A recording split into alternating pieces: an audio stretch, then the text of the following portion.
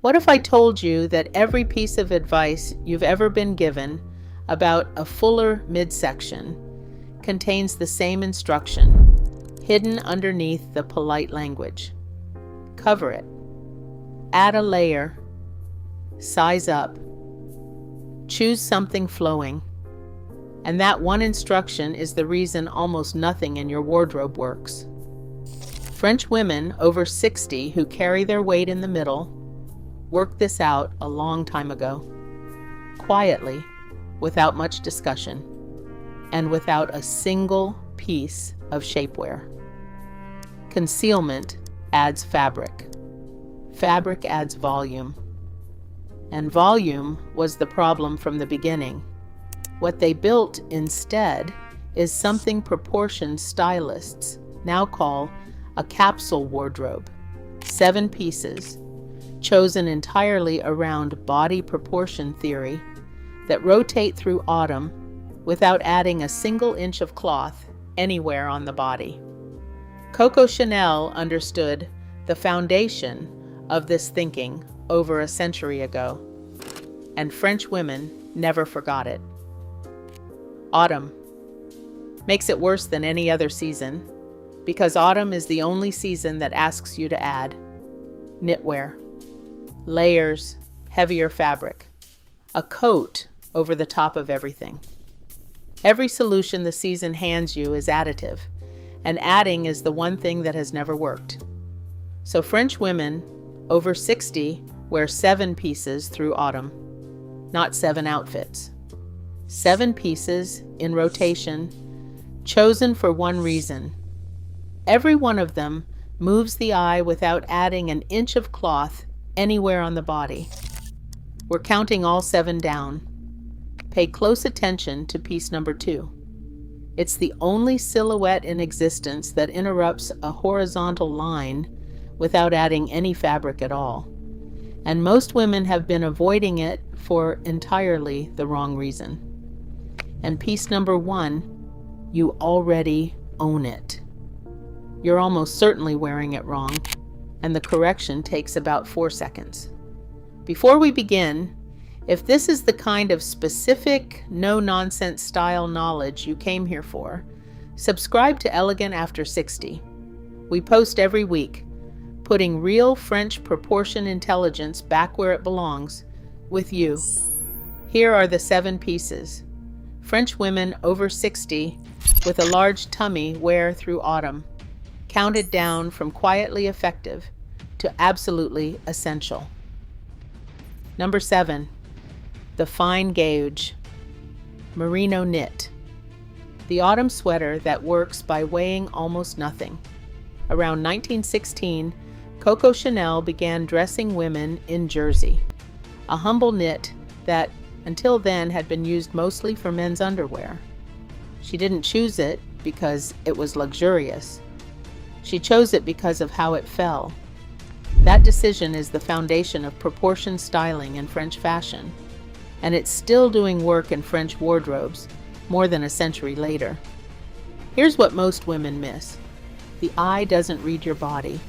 It reads the outer edge of what you're wearing, and it assumes that edge is you. A chunky knit sits an inch or so away from the body in every direction, so the eye takes that outer boundary as your outline.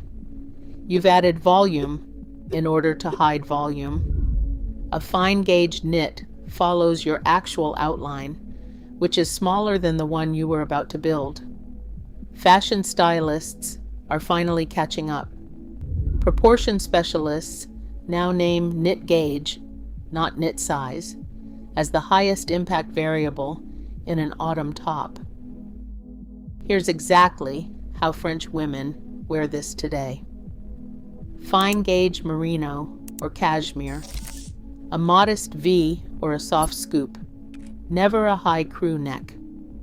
In a solid neutral, cream, camel, navy, charcoal, colors that proportion stylists group as the anchor tones of a functional autumn capsule wardrobe, precisely because they don't interrupt the vertical line. Size to fit, rather than size to hide, with the hem finishing just below the fullest part of the hip, never chunky, never cropped, never tightly ribbed at the waist. Chunky knits fill autumn campaigns because they read as cozy in a photograph, and because bulk hides cheap construction. They serve the catalog. They don't serve you. The fine gauge knit is in your drawer right now, probably sitting underneath the heavier one you keep reaching for. Number 6. The straight leg wool trouser. The unbroken column from hip to floor. In 1966, Yves Saint Laurent put women in le smoking and changed what a trouser was allowed to mean in Paris. What French women took from that moment wasn't the tailoring, it was the line. It was a lesson in silhouette theory, the understanding that the shape a garment creates around the body matters more than the garment itself. Why does a trouser matter so much when the concern sits at the waist? Because the trouser governs more of your vertical line than anything else you own. Here's what most fashion advice gets completely wrong. A flared trouser adds volume at the hem, which shortens the leg and turns your midsection into the narrow point of a widening shape. A tapered trouser pulls inward toward the ankle and builds a triangle that points straight back at the fullest part of you. Only the straight leg runs as one unbroken, vertical from hip to floor, and an unbroken vertical is the only line the eye will travel without stopping to measure something on the way. Fashion editors are finally confirming this. Stylists working with fuller midsections name the straight leg as the only cut that doesn't work against the frame, no matter how well the wide leg photographs on a runway. Here's exactly how French women wear this today: a rise that sits above the fullest part of the abdomen, never at it. Wool flannel or gabardine with enough weight to hold its own shape instead of draping onto yours. Hem to touch the top of the shoe, not pooling, not cropped at the calf. Navy, charcoal, ivory, black. The wide leg palazzo swept autumn because it photographs dramatically in motion on tall models. It adds volume from the waist down, on top of the volume you were trying to move the eye past. Your straight leg trouser is hanging in your wardrobe right now, quite possibly hemmed 2 inches too short. Number 5. The silk scarf, worn long and never knotted. Autumn's first layer, and its most misunderstood one. Hermes issued its first silk carré in 1937. Almost every woman who owns one ties it at the neck, which is the one thing it was never designed to do. Think about what a knot actually does. It draws a hard, horizontal line straight across the collarbone. The eye stops there, then drops to the next widest thing it can find, which is precisely where you didn't want it to go. Drape the same scarf open and long, and it becomes a cascading vertical that runs from the collar past the waist, straight over the midsection, in a fabric that moves as you walk. Proportion specialists are finally putting language to something French women have done instinctively for 50 years. The open drape is now named as the highest impact accessory move available for adding visual length without adding bulk. Here's exactly how French women wear this today. A silk square folded once on the diagonal, laid open over a fine knit, with both ends falling loose past the waist. Never knotted, never twisted, never tucked in a color that echoes something already in the outfit rather than fighting it. And this is basic color theory working in your favor, because sharp contrast at the chest rebuilds the horizontal you just removed. Statement necklaces replace the scarf in recent seasons because they photograph more dramatically in close-up. But a necklace ends at the collarbone. A necklace is a horizontal by definition. Yours is folded in a drawer right now, worn twice, tied in the one way that works against you. Number 4, the long open cardigan. The piece that frames the body instead of measuring it. Sonia Rykiel opened her boutique on the left bank in 1968 and spent a career being called the Queen of Knitwear. What she understood is that a cardigan isn't a top. It's architecture. Here's what most people miss, and it's why this garment gets wasted so often. Belted at the waist, a cardigan lays a horizontal band across the widest circumference of your body. Buttoned closed, it pulls a taut line of buttons over the fullest point. Cropped at the hip, it stops the eye exactly where you'd rather it kept moving. All three of those are the same mistake wearing different clothes. The version that works is long, open, and hanging perfectly straight from the shoulder. That gives you two clean, vertical rails, one falling either side of the body. Your midsection sits inside that frame, and it stops being the subject of the picture. This is body proportion theory made wearable.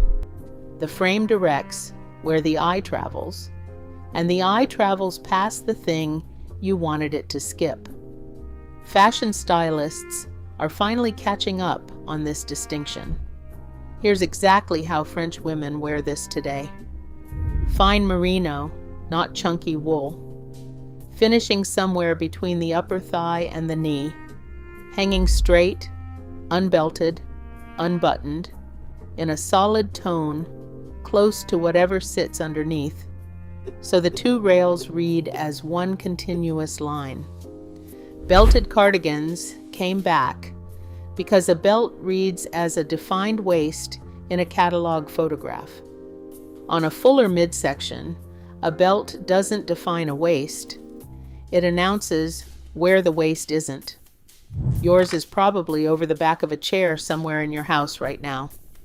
If you're starting to see the pattern here, if you're realizing that not one of these pieces covers anything, and every one of them simply decides where the eye travels, do me a favor and hit that like button. It helps this video reach women who've been given the wrong advice for far too long. And if you haven't subscribed yet, now is the moment. Number 3, the ankle boot in a tone that matches your hem, the piece that decides whether the whole column survives. Roger Vivier designed shoes from Paris for Christian Dior through the 1950s, and the principle he worked to was simple. A shoe either continues the line of the leg or it ends it. Here's why that matters more in autumn than in any other season. Everything above has been building a single vertical. The knit, the trouser, the scarf, the cardigan. All of it is one line. A boot in a contrasting color cuts that line at the ankle. And when the eye hits a hard stop at the bottom of the body, it doesn't simply halt. It travels back up, and it settles on the widest point it can find. A boot in the same tone as your hem lets the eye run off the end of the line and out of the frame entirely. Fashion stylists are finally confirming this. Contrast at the ankle is now named as the fastest way to undo an otherwise correct silhouette. Here's exactly how French women wear this today. A modest block heel, no more than 2 inches. A shaft finishing at or just above the ankle bone, never mid-calf. In the same tone as the trouser or the tight, so the transition disappears. Suede or matte leather. No hardware, no buckles, no pale contrast sole. Contrast boots and bright soles sell because they read as personality in a flat lay photograph. On the body, contrast at the ankle is an amputation. Yours are in a box by the front door right now, one shade away from doing their job. Number 2, the wrap dress in matte crepe. The only silhouette that interrupts a horizontal without adding a single inch of fabric. French women understood the wrapped and tied garment long before Diane von Furstenberg formalized the modern wrap dress in 1974. They kept the principle because the line it produces can't be produced any other way. Here's what most people miss. This is silhouette theory in its purest form.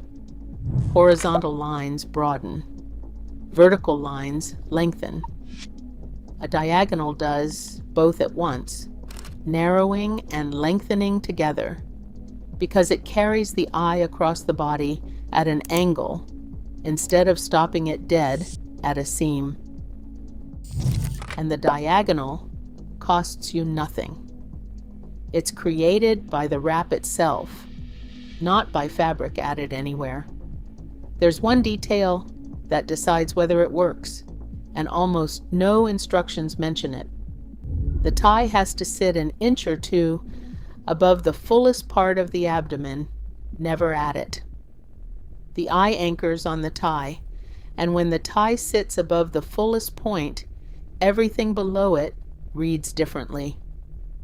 Fashion editors are finally confirming this. Here's exactly how French women wear this today: matte crepe, silk crepe, or viscose.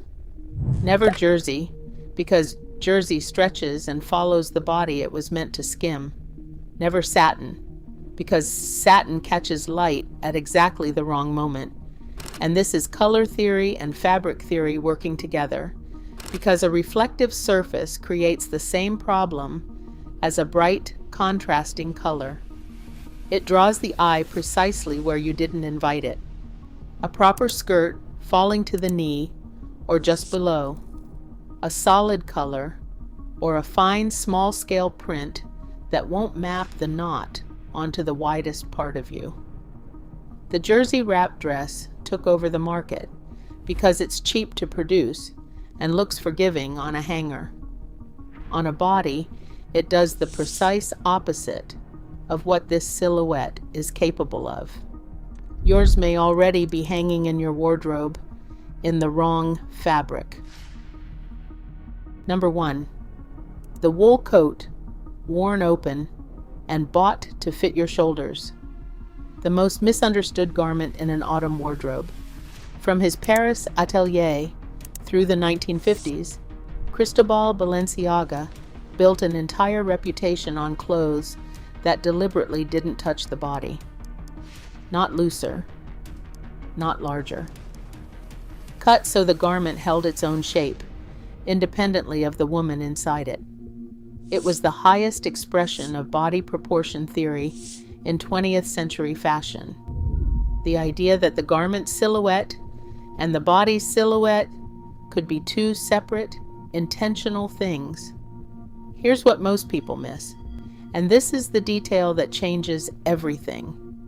The instinct in a fitting room is to size up, one size larger, so it closes comfortably over a jumper.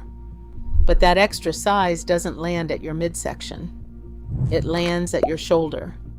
A coat that's too large at the shoulder drops its seam down your upper arm, widens the whole top of your body, and turns you into a shape that's broad at the top, broad at the bottom, with your midsection sitting in the middle of it, being measured by both ends. Buy the coat that fits your shoulder. Then wear it open. 2 vertical rails, full length, shoulder to hem, with everything else inside the frame. And never belt it. A belt at the waist of a coat lays a horizontal band across the fullest circumference of your entire silhouette, with the coat's own bulk gathered on top of it. That's concealment and measurement in a single move. Fashion stylists are finally catching up on this. Here's exactly how French women wear this today. The shoulder seam sitting exactly at the edge of the shoulder. Length to the knee at minimum. Wool with enough weight to hang straight instead of clinging. Worn open, both sides falling clean in one quiet color. And the belt pulled out of the loops entirely, so the temptation is gone. Coats get sold a size up because a larger coat photographs as generous, and because every fitting room instinct tells you to close it. Closing it is the whole mistake. Your coat is hanging by your door right now. It doesn't need replacing. It needs the belt taken out and the buttons left alone. If you made it all the way to the end of this video, you've just learned something most women over 60 are never told. Not one of these 7 pieces conceals anything. Every one of them works by deciding where the eye travels and where it stops. Concealment adds fabric. Fabric adds volume. And volume was the problem from the beginning. Smash that like button if this changed the way you think about dressing in autumn. Now drop a comment below and tell me which piece surprised you the most. Are you team open cardigan? Team wrap dress? Team wool coat worn open? I read every single comment, and I want to know which one you're changing first. And if you haven't subscribed to Elegant After 60 yet, hit that subscribe button and ring that notification bell so you never miss a video. Real proportion intelligence, real French style knowledge. For women who are done being told their wardrobe has a ceiling, I'd love to have you on this journey with us. Remember, the most elegant thing you'll wear this autumn isn't the thing that covers the most. Sometimes it's already hanging by your door, waiting for you to stop closing it.